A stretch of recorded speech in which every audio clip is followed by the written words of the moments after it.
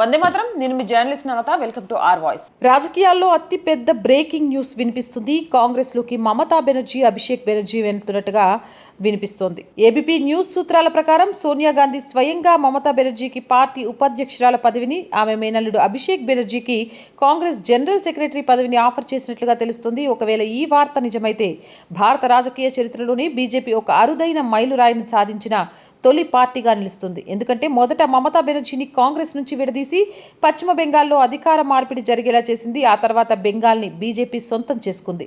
ఇప్పుడు అదే మమతా బెనర్జీ మళ్ళీ కాంగ్రెస్లో విలీనం అవ్వాలనే ఆఫర్ని ముందు పెట్టుకొని తీవ్ర ఆలోచనలో పడేలా చేసింది. ఒకసారి ఆలోచించండి, ప్రస్తుత రాజకీయ పరిస్థితులు ఎలా మారిపోయాయో.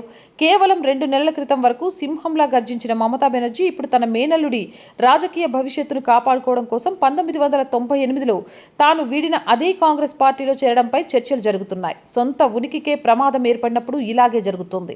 మమతా బెనర్జీ, అభిషేక్ బెనర్జీలే తమ భవిష్యత్తు కోసం దారులు వెతుక్కుంటుంటే ఇక సోయని ఘోష్ వంటి మిగతా నేతలు రాబోయే రోజుల్లో పూర్తిగా తమ వైఖరిని మార్చుకొని లొంగిపోవడంలో ఆశ్చర్యం లేదు. వారు ఖచ్చితంగా నోరు మూసుకోవాల్సిందే.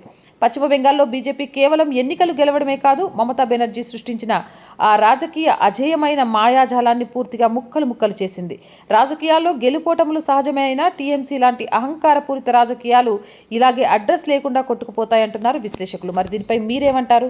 కాంగ్రెస్లో టీఎంసీ విలీనమై మమతా బెనర్జీ కాంగ్రెస్లో మళ్ళీ వెళ్లే అవకాశం ఉందా? దీనిపై జరుగుతున్న చర్చపై మీ అభిప్రాయం ఏంటి అనేది కామెంట్ చేయండి. అండ్ రోజు చెప్తుందేనండి, మంచి కంటెంట్ కావాలి అనుకుంటే or group of channels, or voice, or political, or సంస్కృతి ఛానల్స్ని వెంటనే సబ్స్క్రైబ్ చేయండి. కంటెంట్ బాగుంది అనుకుంటే లైక్ చేయండి, షేర్ చేయండి.